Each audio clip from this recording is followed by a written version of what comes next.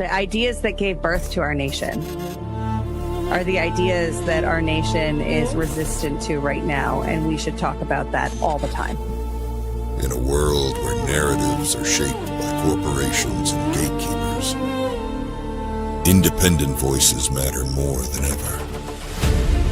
Badlands Media brings together citizen journalists, researchers, and independent thinkers. The truth is triggering. Question the narrative. Explore the facts. It's authenticity, courage, resilience. Search for the truth others won't. It's not about being first or being right. The information war is changing. It's about being authentic. Embrace the friction. Embrace the friction. Shut the f*** up. Authentically antagonizing. Join the movement. I'm going to say how I feel. Follow Badlands Media. This is about the future. The Badlands, what are the Badlands? Explain those Badlands. That's a hell of a name.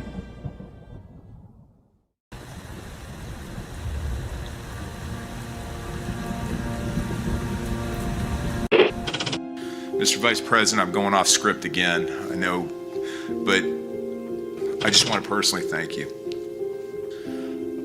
We've been through some stuff.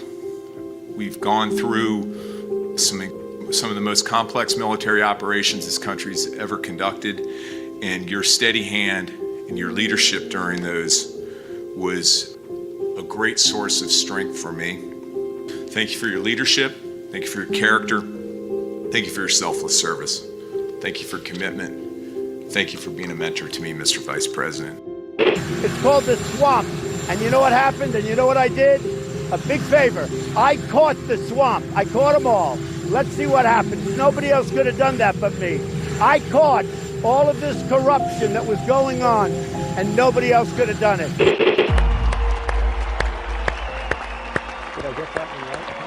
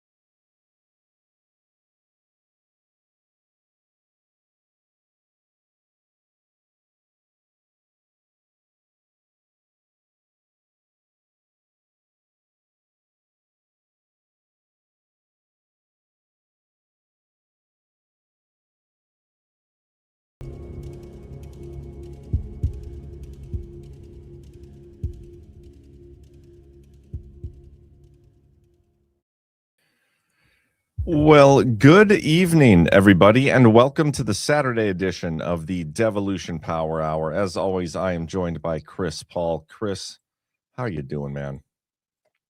Just holding it together, John. Barely holding it together, like the excitement.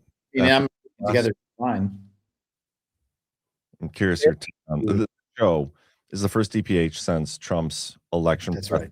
And the subsequent declassification of documents. And I'm very excited to get your take on it. I didn't get a chance to watch Fridays daily. And when I did tune in for like 10, 15 minutes, you guys didn't seem to talk about it much. So I'm curious what your take on it is. I think that the entire world has changed. It does feel that way, doesn't it?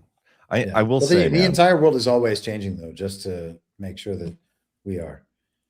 That is true. Context, That is true. I will say I am a little bit more excited. Like you could probably say I'm a little more on the rug because of the documents, not Trump's speech itself. The speech, I think, downplayed what's actually in the documents. And it seemed to be more of like a table setter. There's some weird things going on surrounding the documents that I think could make for a pretty good conversation. Some of the Solomon things. Okay. We can get into that. But I do want to go through some of the findings that I did have in the documents, and we can kick that stuff around. There was also a new, what was it called? The alien thing I sent you today. Yes. The first ever use of the, what is it called? The alien removal, alien terrorist removal court. Yeah. So that's interesting. We should probably talk about that. Like the first time being used since the 60s, if it's ever been used at all. And Trump did it. So that's notable. We'll get into that. I know the Tate brothers have been arrested. We don't need to talk about that if we don't want to. But I know I did have a specific request. I posted about it today, and so I was like, please do not talk about this on your show. But I just think it's hilarious. Because a lot of Con Inc. fell for that op for a little while. What do you mean? For the whole Andrew Tate personality thing? Yeah. This is a guy we got to listen to? Yeah, he won a lot of interviews. He made the rounds for a while there. A lot of people defending him. And now he's being extradited to the UK for, I don't even know, rape and pornography and all sorts of stuff. So, yeah, we don't need to get into it. Yeah, he seems like he's part of that. There's like this kind of alt-seeming info op, like all these people that just get together and go on all the same shows. Was he like a Piers Morgan guy? There's just that very strange. I feel like Piers Morgan, Patrick Bet David, that whole crew seems to kind of just be together for some strange reason. I feel like he went on Tucker once.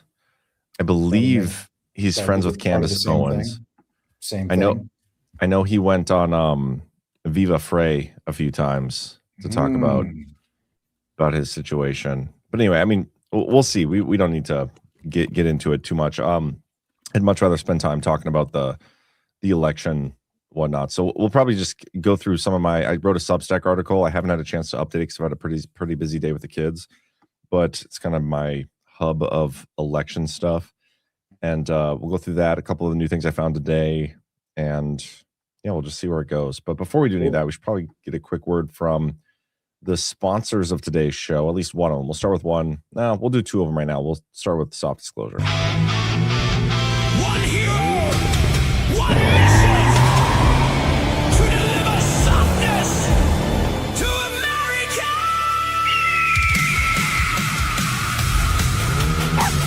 No, Gigi, we can't stop for snacks, dude. We have to deliver all of these soft disclosure gift cards. He goes by Zach Kane. The motion detector.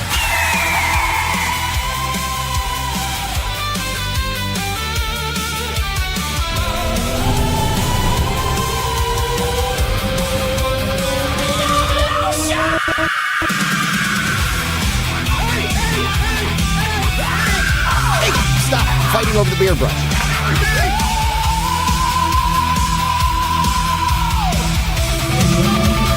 Life finds a way. Hydrate your elbows, moisturize your soul. Feel the rhythm together. Makes you feel alive and let the lotion roll. Soft disclosure, hear the cry. Maximum softness, do or die. Hit it.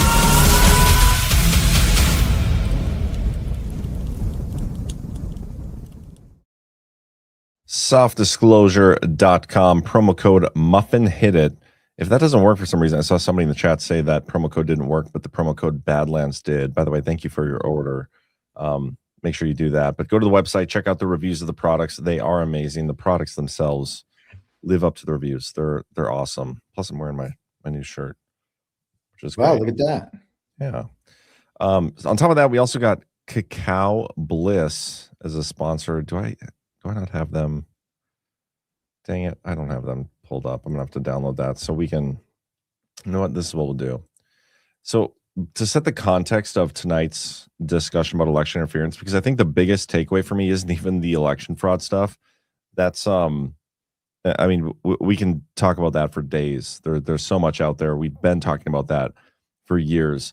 But another topic we've been talking about for a long time is the intelligence community and how corrupt they are and one-sided, and how they're at the heart of so many problems that we've gone through as a country. And I want to play a flashback clip from one of my shows. There was a whole bunch of declassified documents that came out in 2025 before the Kirk assassination. And for whatever reason, that was like, it seemed like the cutoff. We didn't hardly get anything after that until yesterday. But there's this very interesting declassification that came from Tulsi Gabbard, and there was like a whistleblower, and it was when they were investigating, looking for Russian interference in the 2016 election. They found these like IP addresses, these Russian IP addresses. They were digging into it. This guy brought it to his superior. No, I'm just gonna play the clip. It does a better job explaining it than I do, even though it is me. And I'll speed it up just a hair because it's a fairly long video. But this is good context, I think, because the focus on the intelligence community that we got in this newly declassified documents, I'll tie it together. So take a listen to this first.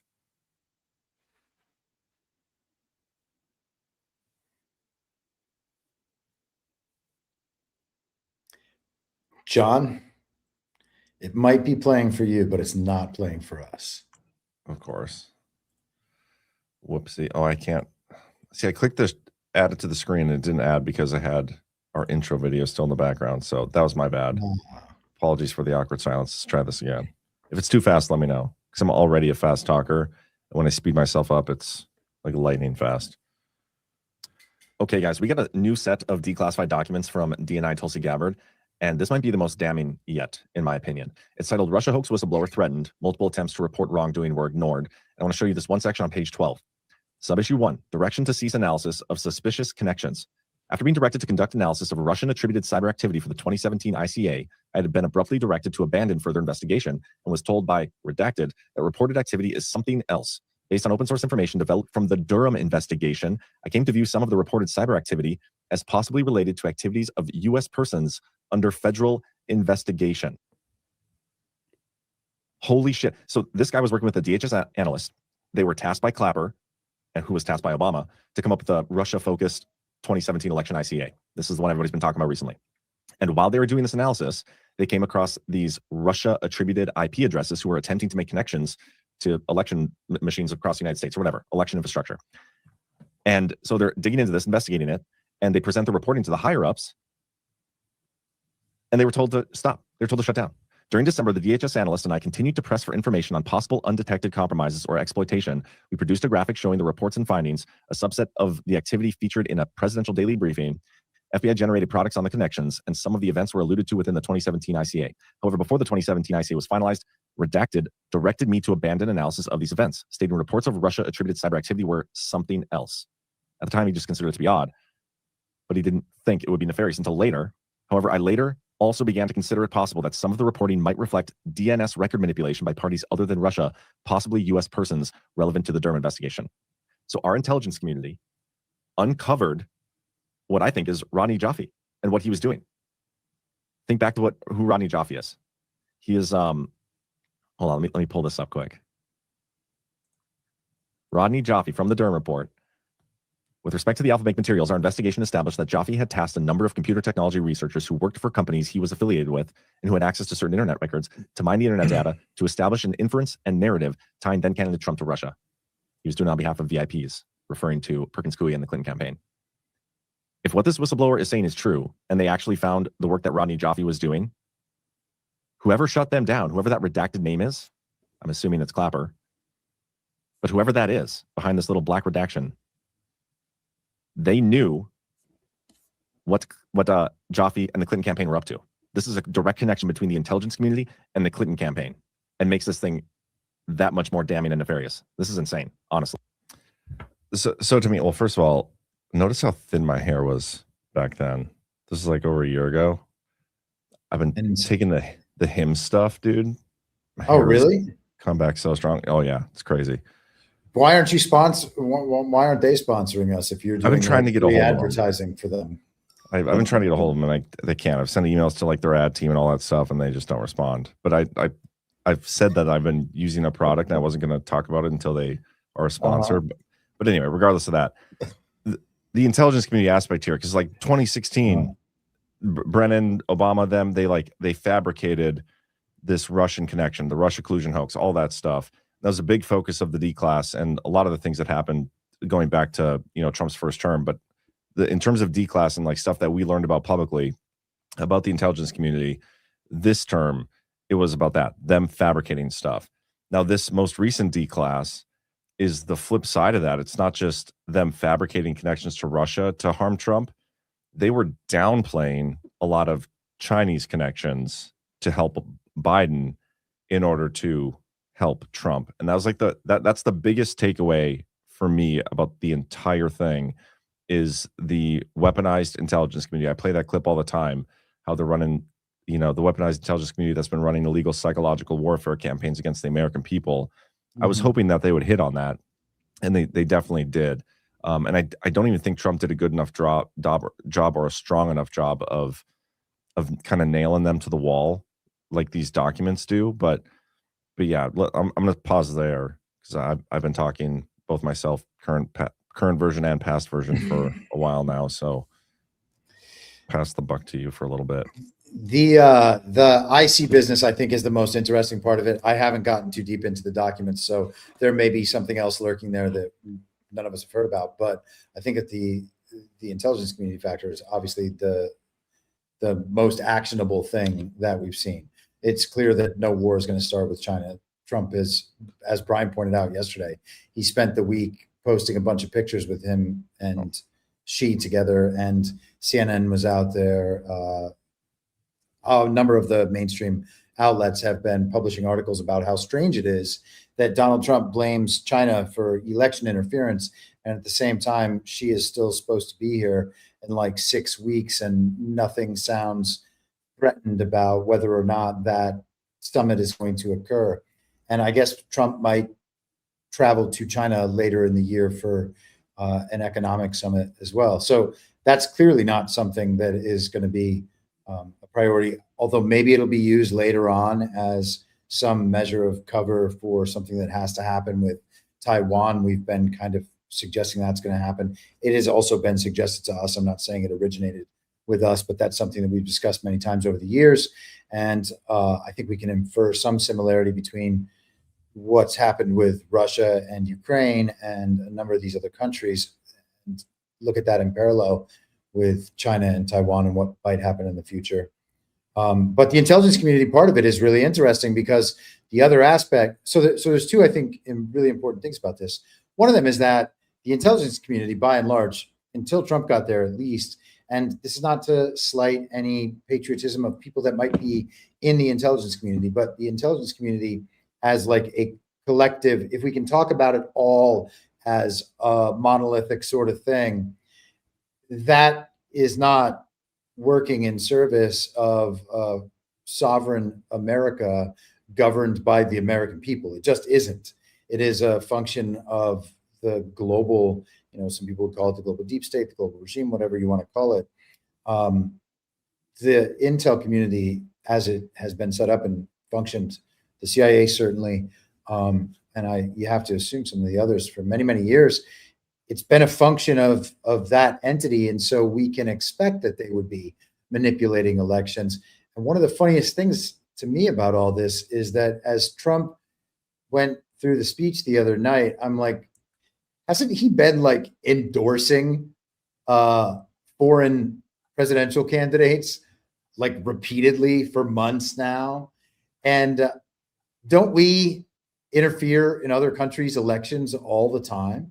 Like you can go back, like during the illegitimate Biden administration, you can go back and see like Anthony Blinken and Samantha Power and Linda Thompson Green, I think is her name, or Thompson Greenfield, something like that. His ambassador to the UN, they were like traveling over to Nigeria specifically to interfere in their elections. Yeah, didn't Stacey Abrams go over there too? Yes. Yep, that's right.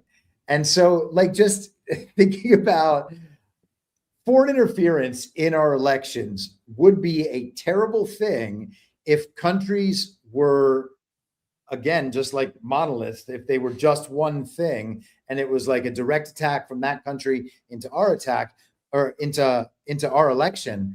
But that would also mean that, but for that, our elections would be real and legitimate. And that's not actually a problem that we have. So I don't know what it means for a foreign nation to interfere in our elections in the ways that are described, but we can get into that. Yeah, I mean, what you're getting at is like every country does this to everybody. I think it's a really good point. And maybe that's something Trump is trying to put an end to, like not just other countries doing it to us, but us doing it to other countries. Because, you know, the rule of law or whatever, there's always been something that I've been looking for to like, what is the act of war that Trump could have predicated the entire devolution scenario on? And I think you could look at what happened here and say, well, yeah, if Trump is telling us the truth and what these files say is true, you could consider this an act of war. And it's up to the president to make that determination. The courts have said that it's up to the president to make that determination, and they couldn't challenge him on that. And I do have this clip that's in my Substack article, patelpatriot.substack.com. I'm calling it the election interference files. It's going to be my repository for anything related to this declassification. I might throw in even old stuff too. But I'm going to play this part of his speech where he talks about what China did, and then he talks about the intelligence community a little bit, because that should be the biggest takeaways. Not only could this be that act of war, but also the intelligence community, it sounds like and looks like, based on the documents, they aided and embedded a foreign country while doing this. And this is not the first time they've done it. Our purpose in disclosing this information is not to weaken confidence in election, but to earn that confidence by confronting vulnerabilities and correcting them very, very quickly. And that's what we're doing. The documents cover 5 major areas of concern. First, they show that over a period of years, starting during the 2020 election cycle, the People's Republic of China carried out what is believed to be the largest compromise of election data in history, resulting in China's illicit acquisition of 220 million U.S. voter files. That information includes names, addresses, phone numbers, political party preferences, and other sensitive data that would be needed to register to vote and engage in other nefarious activities, which is exactly what was happening. This data loss presents an unprecedented election security nightmare. The intelligence even shows that China assigned a data exploitation unit specifically to this new project. Compounding the travesty, the second set of documents we are releasing reveals that members of the deep state, very, very famous group of people, many cases, in our intelligence agency work to actively suppress and downplay information about the extent of China's sinister election meddling. So yeah, based on what he says there, I would consider that an act of war. And this all ties back to the Devolution series, how election infrastructure became critical infrastructure. And that was from Obama's the Secretary of the DHS, Jay Johnson, and everything that stemmed from there. I've covered that pretty extensively throughout my series. So I thought that was interesting. But let's get into some of the documents. And these aren't in any real order. So we might jump around from machines to intelligence community to some of the Chinese stuff. But they're just in order of when I found them. And I thought this one was right off the bat pretty interesting, because there's been so much talk about machine manipulation over the years. And one of the things that jumped off the page was this. Our intelligence community produced a report discussing how Venezuela and Smartmatic manipulated election results using programmed machines and virtual machines. And by the way, this Save America Act cannot fix this kind of problem, which if you watch the speech, that was my least favorite part of it, was how Trump ended it. Like, we got to pass that Save America Act. But you have a really good point on this as to like why he does that. And you can speak that if you want. Oh, well, I mean, I just think that, and I don't know that this is why he's doing it. It's just, I suspect that it might be. This whole thing seems like something that has probably been scripted to release at this point for a very long time. And I think that we should keep that in mind throughout however many turns of this story we end up seeing over the next few weeks or few months. This all seems to be on schedule and by design. This information is 5 years, 6 years, 8 years plus old. So it's been around in some respects. We've known a bunch of these claims. There is no way when the SAVE Act fails, for instance, let's say that I'm right about the Uniparty doing certain things, and that includes a lot of people who are still pretending to be our allies. They are just still running the Uniparty right script that, had Trump not been in the picture, would be running anyway to explain all of these situations and to move us through the controlled opposition side of the Great Reset agenda. Okay, so that we get to 2028, we get to 2030, the system has reset itself, and then we just go on into the future, not really thinking that the system has changed for our benefit, but not really knowing that all we've done is sit by and cheer and watch television while the Great Reset narrative was implemented. So if the SAVE Act is part of that agenda, and it seems like the SAVE Act is part of that agenda because it does exactly what you would want to do. Drop out public faith in our elections completely so no one trusts them, as they intend to do with the financial system, or as they intended to do with the financial system outside of Trump. So you make the public lose faith. Then once everybody understands that there's a big problem, you present them a solution that is totally prepackaged. You can just install it right away. They'll be heavily incentivized to align with that new option. A lot of people will be early adopters, and then the incentives will the pressure will keep getting turned up on everyone else to adopt the new system. Then they do, and then we just go on into the future with the new system. Same control structure, same people behind it, just we all think the problems have been solved and everything gets better. So if Trump doesn't want the SAVE Act to pass, and we have suggested many times, and I think accurately, that he has undermined it at virtually every turn, well, what you would want to do so that it can't then be blamed on you is present the optics in such a way that no one could ever plausibly do that. And he's posted about it over and over and over again. People don't pick up on the fact that half of those posts, or maybe 90% of those posts, had no transgender mutilization for everyone as like one of the conditions of the SAVE Act, which has nothing to do with anything election related. You go out there and you do a national address. Like, this is mainstream news that is going to end up in history books. People are going to look back in the future and they will see that this was a headline news story. Trump gave a White House address in prime time. He is pushing for the SAVE Act based on XYZ corruption in our election. And so I think he's got those optics locked in for all time. And I think it makes a lot of sense for him to do stuff like that for that reason. I don't know if it suggests that more is coming. We heard yesterday the phrase opening salvo over and over and over and over and over again. No one knows that this is an opening salvo. Okay. And I'm not trying to bum anybody out.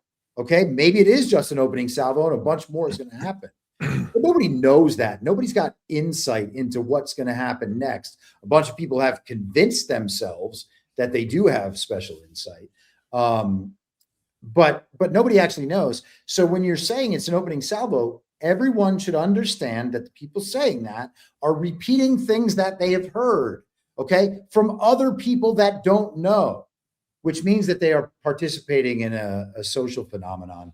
And then at that point, it's like, okay, well, I'm checking out from that idea and from all these people who are just clearly repeating each other for clicks online. Yeah, that's a great point. I'll say it does feel like that. Like if this is the only documentation we get, it has fallen short of expectations. It has fallen short of justice, accountability, all the things that we've been not only like thinking ourselves was coming, but kind of led to believe was coming. So, in my opinion, there better be more than this, or I'm going to be pretty disappointed. But you're right. A lot of people are saying that this was just the opening salvo. I do hope that's true, but you're right. Like your approach to it is correct. There's a huge psyop surrounding this. The fact that the mainstream media got everything right about what was coming in the speech should be concerning. I mean, I know there's leak investigations going on at the same time as a lot of this stuff, which is notable, but still, like those leaks are getting through. The mainstream media was able to successfully take the air out of the balloon, like Trump typically does. Like they took the air out of the balloon of Trump's presser a little bit, because they were able to like tell everybody and kind of frame what Trump was going to say, but before he said it. So anybody, the whole goal of waking up the normies and reaching the people who haven't heard it before, they're going into it with not with an open mind, but with like a preconceived notion of what the mainstream media implanted in them, because they knew it was coming 4 days ahead of time. That should be concerning to people. And so the fact that it was the same exact speech kind of told me like if Trump is going to do the thing that we think he's going to do, where he's going to like come out and give us like the really, really good goods, and like this is the election fraud exposure we've been waiting for, I would hope that kind of press conference isn't going to be leaked ahead of time. That's going to be one where it's like spur of the moment, emergency press conference, let's go. Maybe we never get something like that, but I would hope that's how they treat it and not leaked to the media like this one was. Yeah, Steve Bannon was going off about that leak all week and just wondering why and how someone who's in the administration or close to the administration would end up taking this to MS Now. And the only thing I can think is that happened on purpose. And maybe they wanted this stuff discussed all week long. And you can say it took the air out of the balloon as far as the speech is concerned, but people did spend days talking about whether or not the elections are stolen. And at this point, for MS Now and for all of these mainstream outlets to just still be repeating that these claims are debunked and that all of this is nothing, they can't verify any election results anywhere. And people just saw the whole Spencer Pratt thing go down in California. And Spencer Pratt's not some extreme right-wing figure. He's not even portrayed as that online. And people kind of feel like that there's some alignment with Trump because, he can give a very straightforward message, and he's a little brash, and he's a bit of a showman, and he's got that whole thing down pat, and he takes it to the left. But he's got some mainstream appeal, and people were paying attention to that regardless of whether or not they're strong supporters of his. So we've seen so many examples of this. And if you watch, the HBO, I think, still has the Kill Chain documentary up, available to anyone who has HBO to go and watch it. And you can see people like Elizabeth Warren and Kamala Harris complaining about many of these same things and the voting machines and the rest of it. And so talking about elections being stolen for the week, people having John Ossoff and Raphael Warnock, the stories about them being illegitimate. Yeah, I mean, maybe the press conference and the speech and the reaction to it were kind of like the come down from the week of people being focused on this subject and being nervous about it and going overboard and in trying to thwart it in advance. I don't know. No, you make some interesting points. I will say this: I texted my buddies, my golfing buddies, because during the coverage of the stream, me, CanCon, and Ash were talking about it, and CanCon made a point of like, well, it's going to reach people that have never, heard about the election fraud stuff before. I feel that hard to believe because everybody, especially during 2020, was like, oh my God, the election was stolen or wasn't stolen, whatever. Everybody's heard about Trump's claims before. Maybe not the specifics, but I asked my buddies like, hey, did you guys watch Trump's presser? and two of the four, yeah, there was 5 total in there, 4 other than me. 2 of the 4 didn't even know what was going on. The 2 other guys didn't respond. They didn't even know that he was going to have a press conference. They just like responded and moved on to like, there's apparently a Wiener festival in town this weekend, and they were making jokes about that, which was really funny. But they had no idea. So like, to me, these are people who are conservatives. They voted for Trump. They're in careers that like they do pay attention to newsy things. Like they follow the news, and they had no idea that Trump was giving a press conference, which I thought that was wild. But that's just my personal story. But speaking of machine fraud. Just on that subject for 1 second, I just want to show you this quickly. I need to fix this file. It's going to take me 2 seconds. But okay, so look at this. I showed this to Brian yesterday when we were doing daily. This is CNN's front page yesterday. In the morning, number 1 story, over 100 million people deal with smoke from Canadian wildfires. In the corner, key takeaways from Trump's primetime speech on elections. So if you want a story to disappear, that's how you do it. And the crazy thing, you're talking about people like your friends who are, we can call them normies or whatever, but they're really just the mainstream of America who pays attention to politics sometimes, usually pretty casually, and usually from very mainstream sources that they think are not mainstream.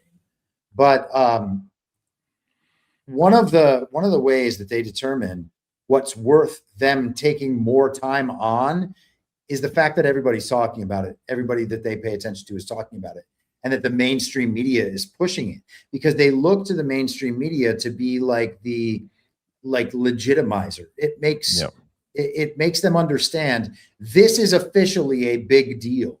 And if they don't see that, if you tell them Trump came out and gave a primetime address about how our elections are interfered with, and they don't see the media reporting it at all, they're just going to think, oh, well, he's just being Trump and saying some dumb shit. And the media's all saying Trump's just doing this so that he can hold on to power and win the midterms. And that sounds plausible enough to them if they don't really like Trump. And that's the end of the story. And it doesn't go on past that.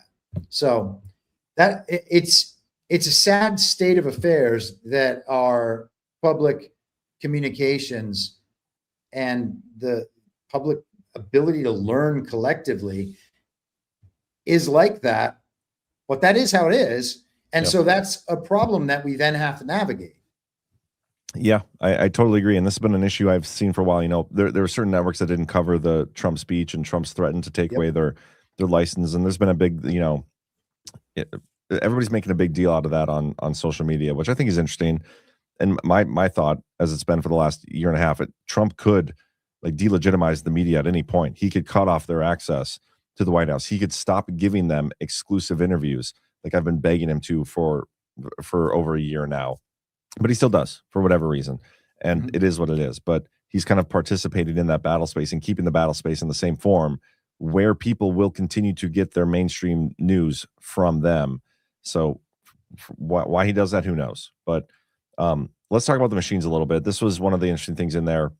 Prior to Venezuela's 2012 presidential elections, Redacted reported that Chavez's intelligence services, including the General Directorate of Military Counterintelligence and the Bolivarian Intelligence Service, worked with the National Electoral Council and Smartmatic to develop plans to manipulate election results using pre-programmed voting machines. By the way, they do LA counties elections and multiple elections around the country, but specifically LA counties, thinking, Spencer Pratt and whatnot. They reported these plans call for deploying altered machines to approximately 300 voting centers in traditionally pro-Chavez areas to ensure victory by approximately 1.5 million votes.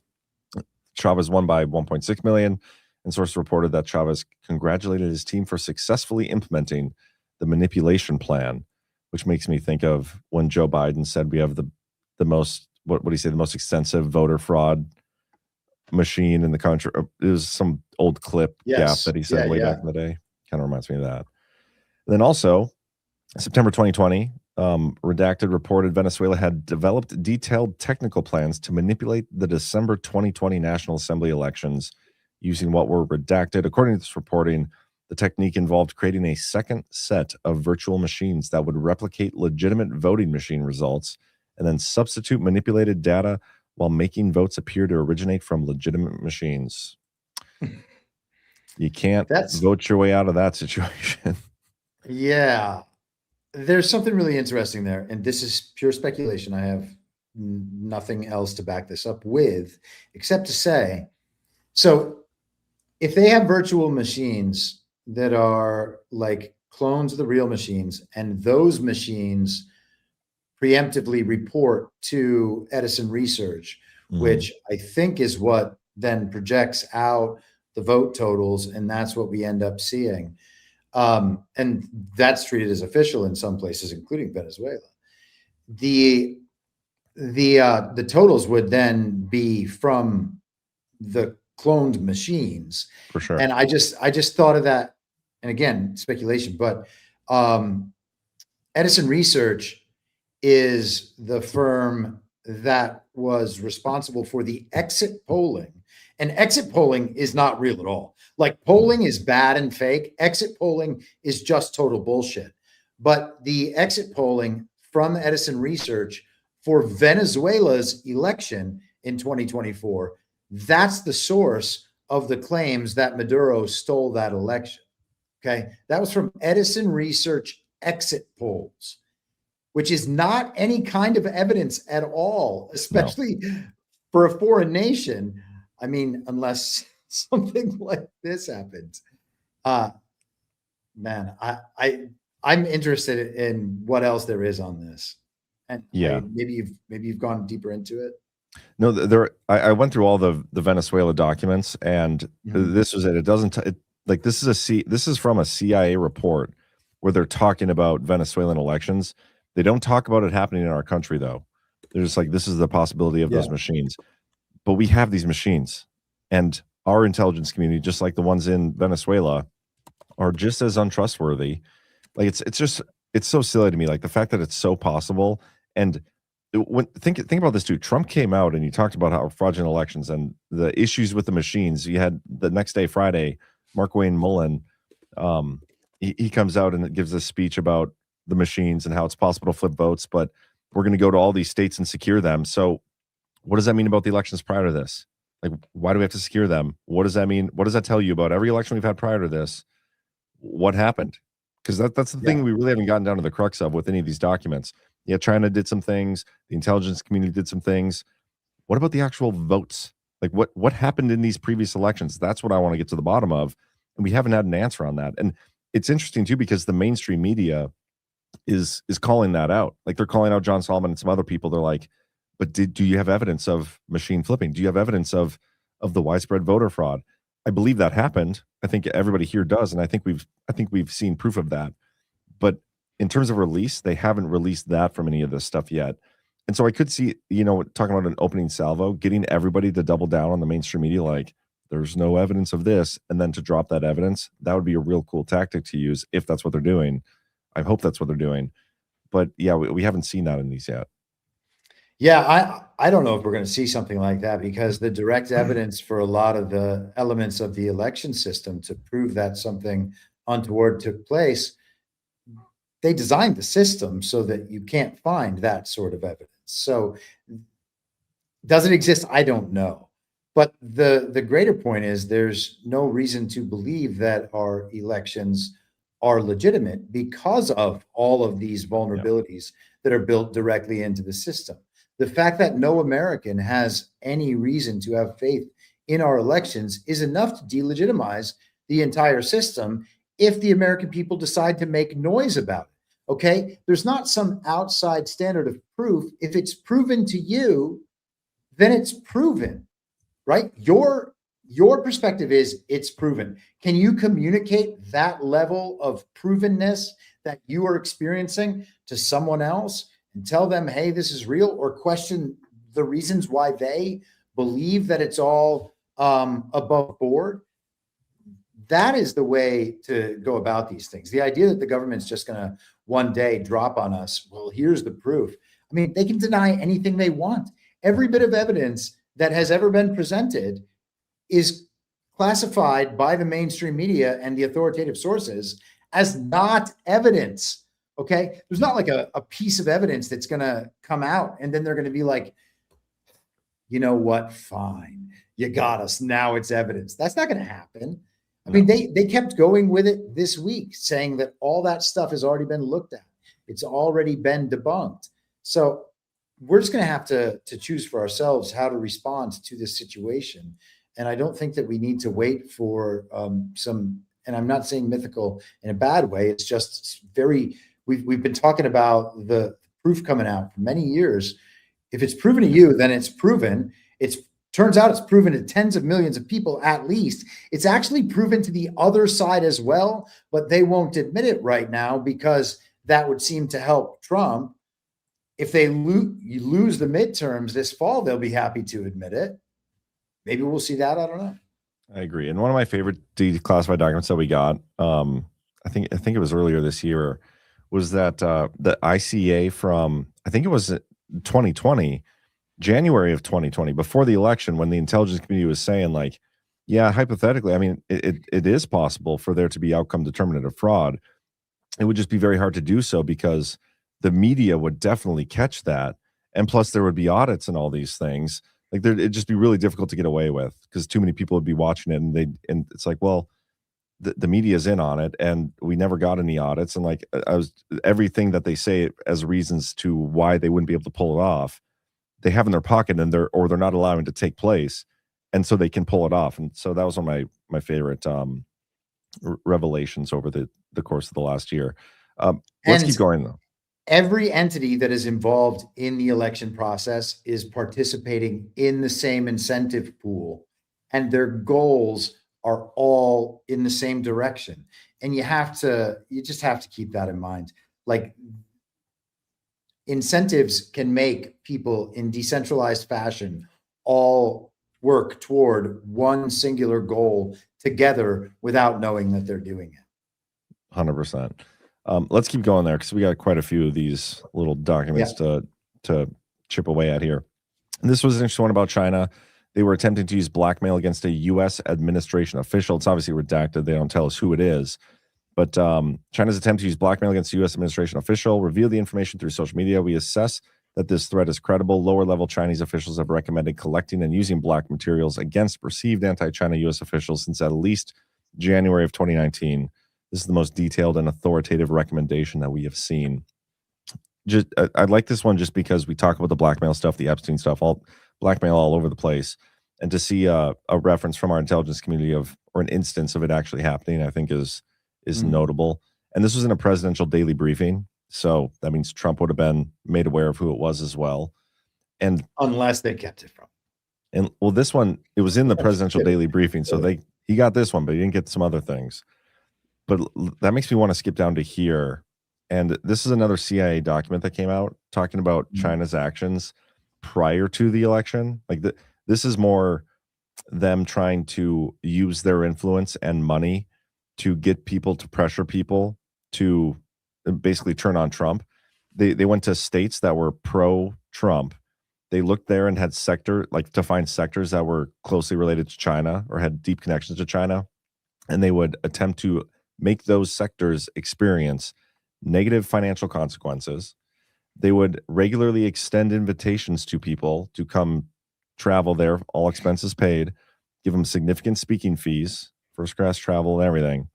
And then they would try to get them hooked on China, that's their quote, so that they could later hit them in the wallet to force them to either talk to the U.S. president about tariffs or get them to, do something they want. And I just think that's interesting because we see all these, Israel people going to Israel and touching the wall and doing the tour. And this happens all over the world.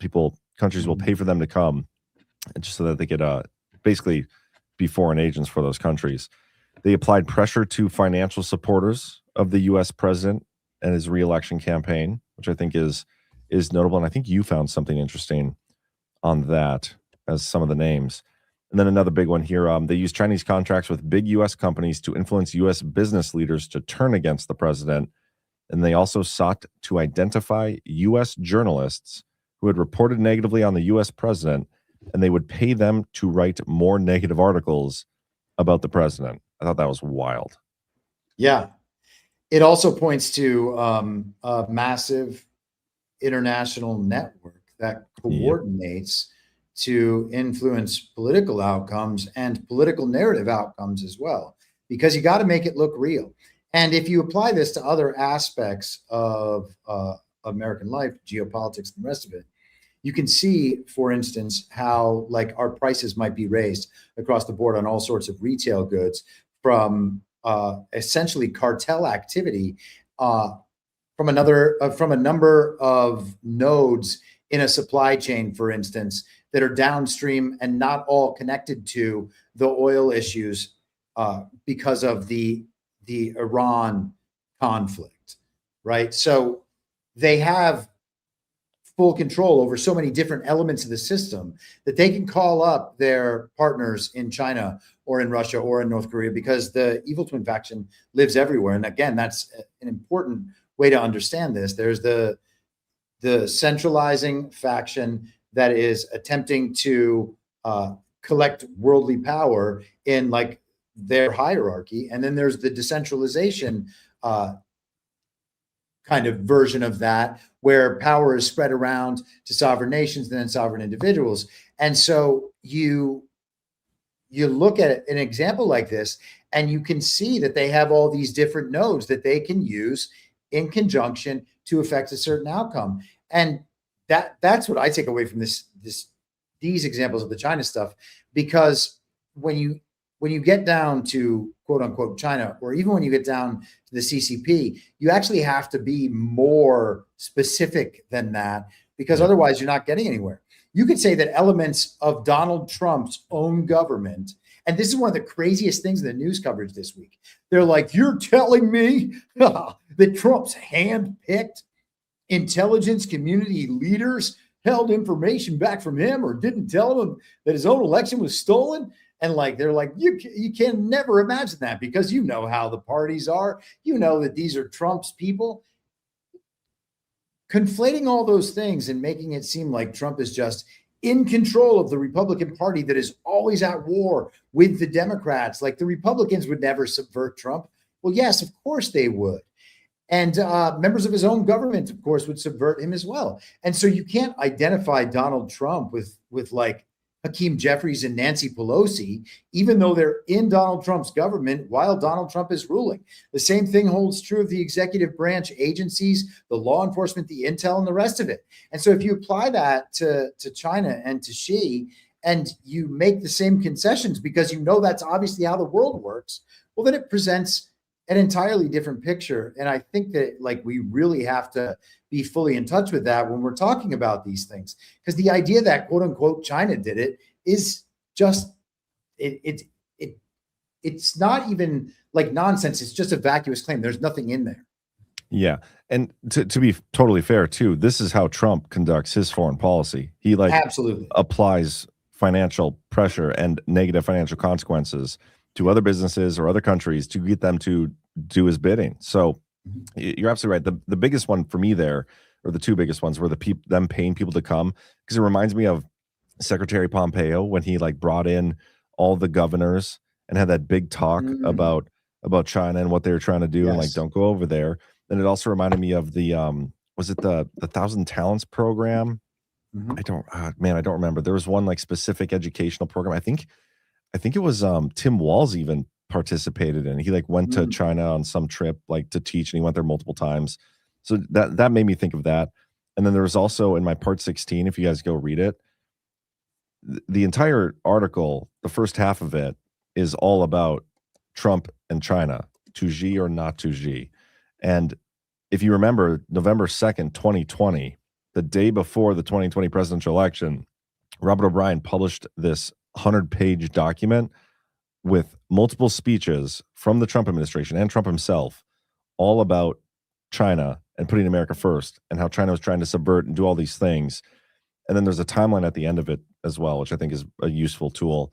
But I'm going to show you guys here a little bit later all the things we got declassified today, and like how you were saying the mainstream media was saying, you mean Trump's own intelligence agencies didn't tell him?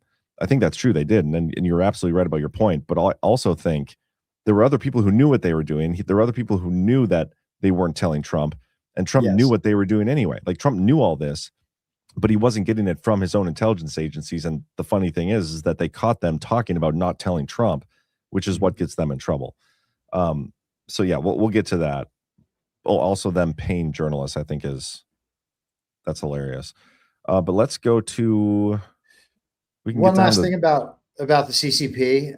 I spent a bunch of time digging on this today, and because I think when a lot of times he's using some of these words in discussion, it's like kind of a catch-all, like an umbrella term. But the CCP in a one-party state means that everybody involved with government, everybody involved at a high level with business or a number of other sectors of society are going to necessarily be involved with the CCP. There's just the one party. And it's like in America, we have a uniparty here. People don't recognize it because we have the illusion of two parties. But everybody who's involved in business, everybody who's involved in society at high levels with decision-making capacity on a wide scale, they're involved with either the Democrats or the Republicans or both. Okay. And if you understand that as a one-party state, the same as China has, well, does it mean anything then to say that someone is a Democrat or a Republican? Does it mean anything to say, by the same token, that someone's linked to the CCP? Because you can look at who's actually linked to the CCP, and you end up finding people like Bill Gates and David Rubenstein and like Hank Paulson. Seriously, David Rubenstein's a big one, man. Yeah, I was going. I took that road a little far today, but. Well, he was really interesting when you get into it. He was one of the guys that is. Let me see if I can find. I think it was my part 14 when I talk about Rubenstein. He was one of the guys that was at Tsinghua University or whatever. He was like a distinguished professor. I'm pretty sure. Let me see if I can find. He was on the board. Let me here. I have my conversation with the machine. Oh, here we go. Still up. I have it in my article here. It ties to the CCP before. He's the advisory board of the School of Economics and Management at Tsinghua University and the board of the World Economic Forum. He's at a board meeting in China. Yep. He sits on the board of Duke Kunshan University, the joint Duke and Wuhan University institution in China. He's on their current advisory board with the Duke Wuhan University institution. Like Duke Blue Devil? I think so. Duke and Wuhan. Wow. Yeah. And of course, Carlisle was big with the Bush connections, and that would go all the way back to the initial salvo into China, which George H.W. was all over. Interesting. Yeah, I'm just reading through this too. I forgot that it's so like, ever since starting Badlands, I used to go through my Devolution articles like every day. Like I'd be going through finding stuff. I don't have the time to do that as much, especially as my kids are getting older and busier. But like some of the stuff in my series, I forgot that he attended a state dinner with Barack Obama for honoring like Chinese President Xi Jinping. Like Rubenstein was there. Wow. That's hilarious. There's a whole guest list. Oh man, I'm not paying for the ad for that. Okay. Anyway, let's go back. Just hit the man. I have a little archive button on my browser so that it just immediately sticks it in there. I can just do this. If you use Brave, there's actually like a little browser button you can get. Madeleine Albright, Carolyn Atkinson, Jeffrey Bader, Rohini Talal, Ayabunga, Max Bacchus, Melody. Yeah, Max. Yeah. Go ahead. Melody Haynes, Mark Beinoff. Benioff. I like Beinoff better. A bunch of Bidens. Yeah, Lincoln. did you see Joe Biden's coming out with a memoir? Which is hilarious. Guy with dementia coming out with a book about his memories. Was that like a joke someone made online, or did you just think of that right now? No, I made that joke online as soon as it came out. But Nice. Yeah. That's a good one. Yeah. Blinken, Reisfeld. Brzezinski. Yeah. Interesting stuff, man. Cantwell, Secretary Carter. of Defense, Honorable U.S. Secretary of Elaine Defense, Chao. Stephanie Carter. What? Elaine Chao. That's very interesting. Ashton Carter was the Secretary of Defense? I don't remember that name. Me neither. Tim Cook. There we go. Misty Copeland. Mark Cuban. I hate that guy.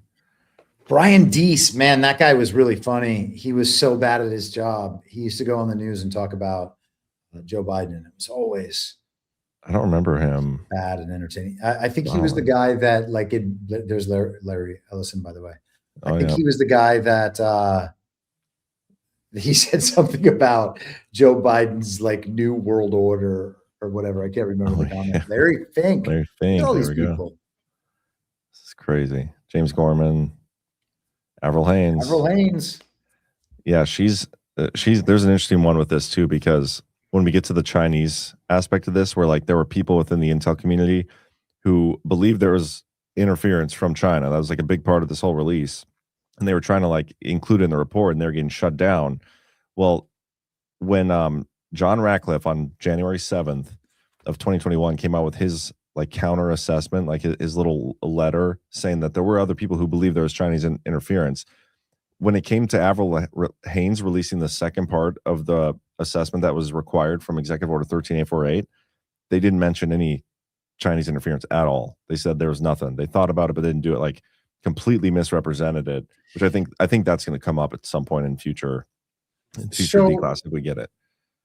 This was all at the same time this is playing out, and you probably remember the timing better than I do. There was the whole thing about Mark Milley and Nancy Pelosi and wanting to use the 25th Amendment on Donald Trump. And they and Milley was talking to his Chinese counterparts and making sure that there would be no attack launched on China at that time. And so I wonder if there is another explanation for some of this information having been left out.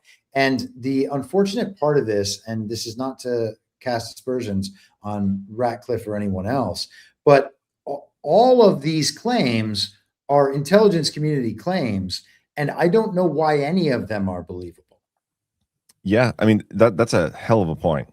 Absolutely. Like, we can't take any of these people at their word, but it's the story. To me, it's a story being told, because Trump is conducting like a psyop with this entire story. Whatever it is, like this, it's a psyop, and Trump is trying to get a point across that the intelligence community has not been our friend.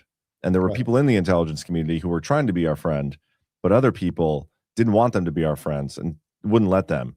And so now we don't have any friends because of other intelligence community people. And it's some weird story Trump is trying to tell us. And I think that's notable. I just have to wonder if at some point it might be better if the goal is to get these stories across to the American people so the American people understand that we actually just get told the truth when they know it, so that we can see it in the world. Because let's say that all the normies woke up as a result of the speech the other night. Like the greatest possible scenario for a lot of what the people in this community and other communities want to see happen, that all the normies immediately woke up. If they woke up, they would have woken up to information that's 6 years old, at least, and then they would have had to process that and contextualize it in their lives. Even if they understood that then on Thursday night, they would still be 6 years behind someone who understood that right at the beginning, and they would have all that figuring out to do. So that's still a lot of work. If you keep the people systematically 6 years behind on an informational timeline by consistently misinforming them for years until you finally tell them some half truth in the future, well, they're always going to be behind. And if they're always going to be behind, then they're always going to be exploited.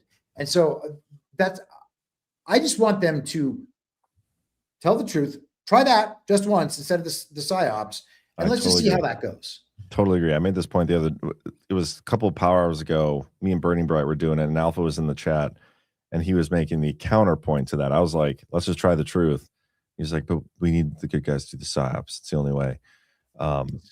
Like it is so patronizing to the rest of the American people that we from the internet are here to decide what they are ready to understand and what they are not ready to understand, and make excuses for why it's okay to systematically lie to them for a decade. Yeah, I totally agree. And you're making me think of a great point here too about we shouldn't take these people's word at face value either. I mean, whatever we're getting here, we're getting stories from the intelligence community. They're not actually showing us any of the intelligence that they've seen to like come to these conclusions. We're seeing the conclusions without seeing the underlying intelligence. So we have no way of actually knowing that the underlying intelligence is actually saying the things that they're concluding. We just have to take their word for it. Does that make sense? Mm-hmm. Like that is a major red flag that we should all take it with a grain of salt. But again, to me, it's the story that Trump is trying to tell with this about the intelligence community, which I think is notable. Because at the end of the day, I still want, and most people wanted before Trump got back in there, to dismantle the intelligence community as a whole. I know there's probably some justifiable reason to keep a portion of it for certain reasons. I get that. But on a whole, most of them, the 18 agencies, don't need them, unconstitutional. We can figure out a better way. Maybe that's where Trump is going with this. But this is another one that came out talking about China's actions. They wanted to exploit tensions in the United States. They wanted to allege that white people hate black people. Not that hard of an allegation to put forward, I'd probably say. Inciting demonstrations and marches as evidence of racial divides, increasing the level of conflict between police and anti-racism activists, feeding any sense that U.S. law enforcement resents U.S. government and people of color. They wanted to highlight tensions with the military. Makes you think of January 6th and the whole National Guard stuff, and how Christopher Miller, in his January 6th committee interrogation, said that he didn't give any weapons to the National Guard just in case stuff went down, because he didn't want them to kill anybody, because that's what they wanted.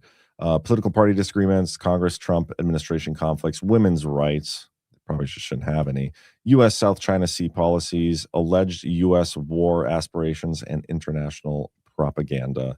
And they did a whole bunch of social media campaigns to push those things forth. So that was intelligence. Our CIA had another CIA summary. So a propagandistic influence campaign through public channels? Yeah. It's exactly what we do all over the place as well. Yeah, and exactly what our own country people, like, they do that to us too. It's not just China doing that to us. It's our own intelligence community. Tell me this. I think that maybe it was in the document I sent you the other night. I've only looked at a few of them, but I can't remember which thing it was from. But it was an indication that a lot of the information that China had compiled on the American people was directly from TikTok. Is that the case? Did you see that in any of your... That was the license plate story, or the driver's license story, which I have in here as well. I can read that. I don't mean to like make you skip around or anything. No, I don't mind. I'm trying to do all the China stuff now, and then we'll come back to the intelligence community stuff anyway. So this was a story, again, this was not new information. We got this back in, I think, April of 2025, or maybe even March, where China, I'll just read it. In late August 2020, the Chinese government produced a large amount of fraudulent United States driver's licenses that were secretly exported to the United States. The fraudulent driver's license would allow tens of thousands of Chinese students and immigrants sympathetic to the Chinese Communist Party to vote for U.S. presidential candidate Joe Biden, despite not being eligible to vote in the United States. This is another issue that the Save America Act would not be able to address, because if they can make fraudulent driver's license and give them to people who shouldn't be voting otherwise and vote with them, I mean, they could just create fake people altogether, give them fraudulent, but as long as they have an ID to vote. And they do that. Yeah. China had collected private U.S. user data from millions of TikTok accounts to include name, ID, and address, which would allow the Chinese government to use real U.S. persons' information to create the fraudulent driver's license. Fraudulent driver's licenses were to include true ID number and true addresses of U.S. citizens, making them difficult to detect. They plan to use the fraudulent driver's license to account for tens of thousands of mail-in votes. And that also makes me think of Trump's TikTok ban. When did that first happen in the first term? The other interesting thing is the TikTok now is under that Ellison umbrella, if memory serves. And so he was there in China, and the data from TikTok has been under that Ellison umbrella since 2020 or 2021, I think. Yeah. So take a look at this. The date that they got this intelligence was August of 2020. They figured out they were doing this. August of 2020, Trump issues an executive order addressing the threat posed by TikTok. Quite the timing on that, must say. Okay, and then I think there's one more China thing. Oh yeah, they made a big deal about the China getting access to like 220 million voters' information, like their addresses, their driver's license stuff, all sorts of stuff. And the left is making an issue out of this as if like, well, it's a lot of it's publicly available information. You can just go and download it. And I think the counterpoint that like I've seen John Solomon try to make, and maybe we can even play that clip from him on Bannon. It's like, well, that's true if you're using it to run a campaign, that's one thing. If you're using it to try to like steal people's information to vote for them or whatever, then it's more a nefarious thing. The one thing I didn't see in here was the potential SolarWinds hack, which we'll get to that in a little bit too. A separate connection that I think I made, but yeah, this is a big one that came out, is them talking about how much of our information China had, and they're using this. It's just interesting to see the counter narratives go at each other. The left trying to downplay it, and the right trying to call them out for like you got real concerned about this back when it happened in the UK, but now you're not concerned. Like that's weird, I don't know if you have any thoughts on that. No, let's keep going. Okay, so let's go to some of the emails and back and forth between the intelligence community. So this was the big one, and this is another one of the stories that they want us to be talking about, because as soon as Trump got done with the speech, you had people like Benny Johnson and like a lot of the Con Inc. people closely connected to people in the administration, whatever. They were pushing this email around. We have deliberately massaged our one pending presidential daily briefing to avoid any direct links to the election. The massive report we have been waiting on has been chopped into 13 reports that likely will not get out until late next week. Many/all of them will be cross-posted or downgraded so that it can be more readily incorporated into the 45-day piece if needed. They're talking about the 45-day assessment that's due, required by Executive Order 13848, that ended up getting delayed till after J6. And then there's another report that's due 45 days after that, which Avril Haines put out. But yeah, the deliberately massaged the presidential daily briefing. They're looking at this saying that they're keeping, information out of Trump's, out of Trump's eye. And they're really hammering him on that. The 13848 thing is interesting because Trump essentially came out the other night and said that the predicate for 13848 has been clearly fulfilled by foreign interference in the 2020 election. And I think some of this went back to 2018, did it not? So who knows then what might be going on along those lines. Yeah, well, again, there's a huge misconception about what 13848 can do and does. It's to me, it's essentially it requires the intelligence community, and this is what I think the brilliant part of it is. If Trump had not issued Executive Order 13848, we would not see these email changes taking place because they wouldn't have had to do it. They wouldn't have had to put out intelligence community assessments about our elections. We wouldn't have been able to see this like internal discord about them trying to, overplay Russian interference and downplay Chinese interference. But we're getting that because Trump's Executive Order 13848 requires the two reports. It requires the the one 45 days after, and then one after that. And then it requires, if there is interference, they can be sanctioned, or you can't just like take all their money, but they can essentially cut them off from our financial markets and our financial system. We don't just get all their money. I think that's a big misconception. And also a lot of people think by issuing somebody falling under the purview of Executive Order 13848, there's like this big action or move that Trump can make. If that is out there, it's not because of that executive order itself. It's got to be a different thing. But I think the primary point of it is what it requires the intelligence community to do, because that's what Trump is hammering on, and he's forced them into the position where they have to like fabricate intelligence and downplay intelligence. He's weaponized the intelligence community's like system and how they do things against themselves by making them write these reports. Does that make sense? Yeah, that does make sense. And I think that that's an interesting angle on the whole thing, because a lot of when we think about this in particular relative to like 13848, for instance, my old impression of all of this was that I think it's a common impression that the intelligence community has like all the information. They're spying on everybody, so they know what's happening, and they work for the United States of America, and the president is in charge of everything.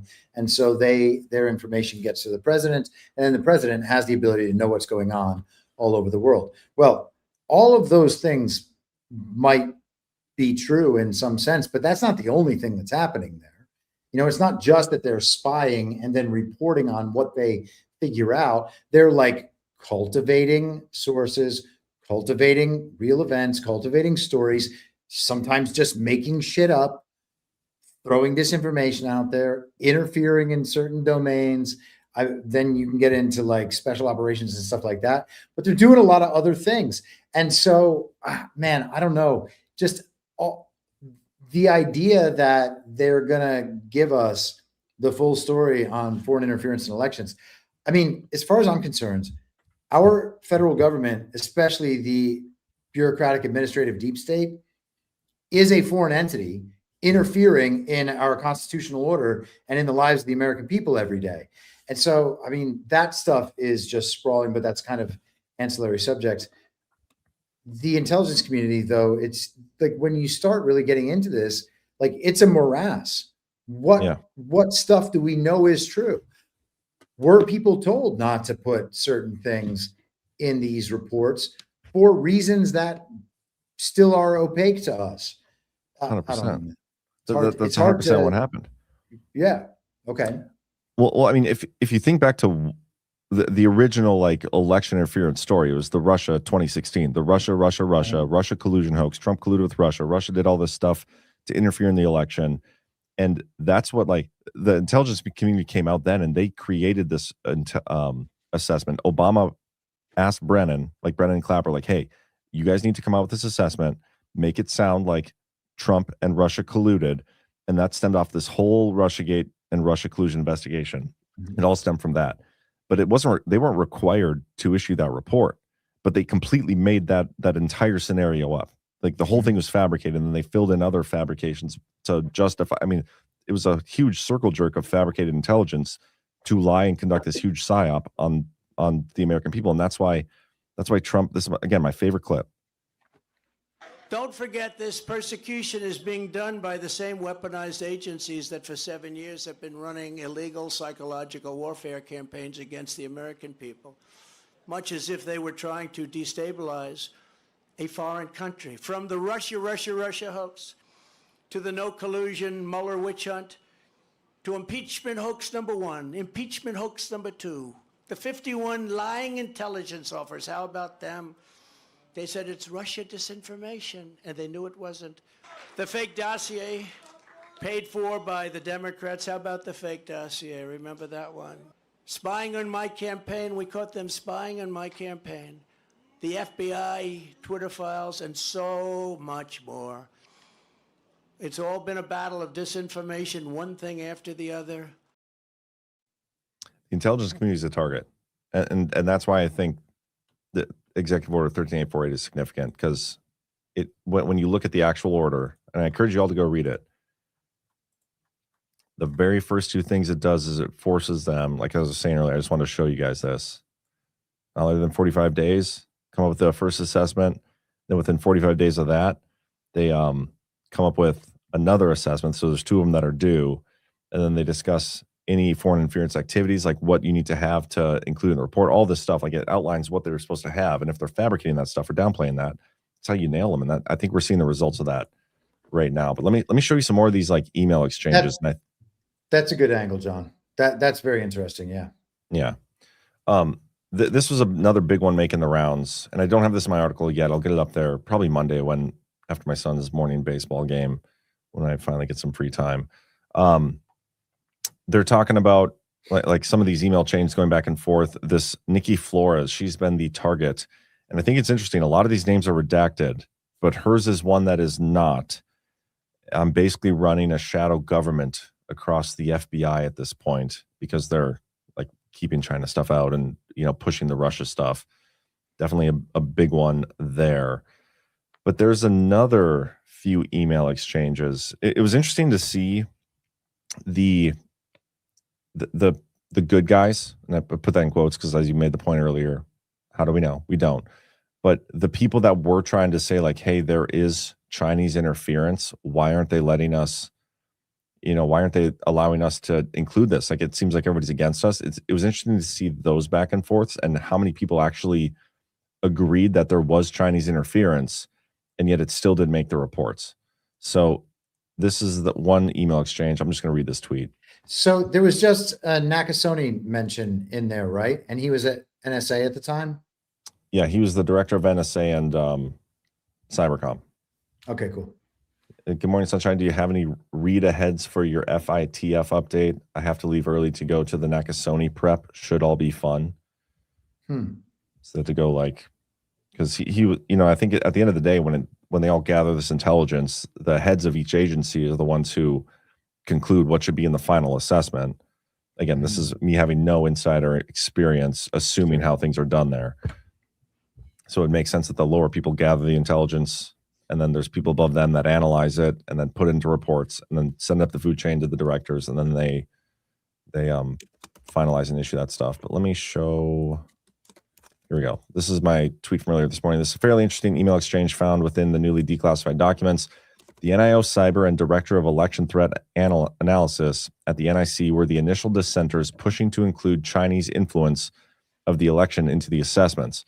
They decided to publish an alternative analysis memo because they were getting so much pushback and pressure not to include it in the primary assessment. And that's this email.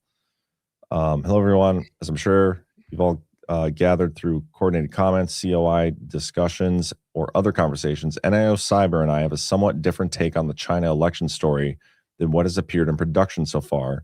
Rather than continue to argue about this and drive you all nuts, we are opting to publish an alternative analysis NIC memo. We think this is the best way for us to put our perspective on the record while not getting in the way of what the rest of the community wants to say.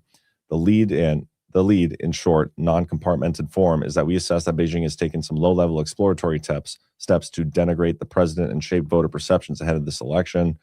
We've really appreciated everyone's efforts to community coordinate all election-related products, blah, blah, blah, blah, blah. So it goes into that. And then there's this other email exchange, like multiple of them. And you know what? Actually, I'm going to show you guys this one first. No, I already got, no, that one is this one. Sorry, I'm kind of all over the place right now. Yeah, so thanks just for your awareness. And this is from a guy at the NSA. As that last COI meeting was going on, everyone around the table at the NSA had thoughts similar to what I shared at the meeting. I think many were reticent to express them to the group because FBI and CIA seemed so adamant about their stances. I'm happy to see that we can have an alternative viewpoint. And then in another email, they go on to say that like they're super excited that they have somebody from the NSA, a higher up at the NSA, who's like in agreement with their assessment on China. And then we have this as well. Thanks for sharing your thoughts, blah, blah, blah. The positions aren't really that far apart, so I'm not sure why so many in the community want to close down the possibility that China might have done or be doing something. The point of it is that it wasn't just the NIO Cyber, it wasn't just this DNI, the Director of Election Threat Analysis, who I can't figure out who it is. There were multiple people at the NSA who were also in agreement about the China thing. There was also John Ratcliffe, who was the director, like he was the head of the DNI, director of national intelligence, like top of the food chain. All those, like that many people agreed about the China side of it, yet they still didn't include it in the 2020 ICA. And he had to like write a separate memo just to be like, yeah, I just don't understand that process and how that's possible. Like if the director of all 18 intelligence agencies disagrees with what the people are saying, how come he is not able to put out a report that reflects that? Does that make sense? Well, I mean, he kind of did by announcing that he had some disagreements with the report, right? Yes, he did with this. Maybe that's the extent of his ability to do that. I don't know how that would have worked, but if all of the assessment from across the community was that there was not interference coming from China, which, by the way, I still hold open as a possibility, because these examples of quote unquote election interference, this seems like normal run of the mill stuff for how countries operate with one another. And again, Trump has been endorsing candidates for presidents of foreign countries and has been suggesting at least that there are other means of leverage and influence he puts into these situations. Yep. We certainly know that the media discusses what's happening in other countries. Elon Musk was out there after the 2024 election in Venezuela saying that Maduro stole it. Like, he's a defense contractor in the United States. Like, what's the line? What actually constitutes foreign election interference in an important way? And it's also worth remembering that elections themselves are psychological operations. Yep, I totally agree with that, and I would agree that we have not seen actual evidence yet, like that we haven't seen the underlying intelligence that these people are talking about. But right.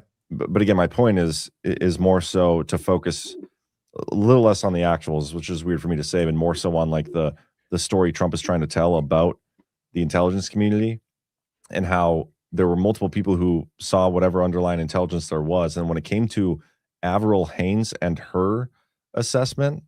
Like this is the report that Avril Haines put out on March 15th. If you go down to the key judgments,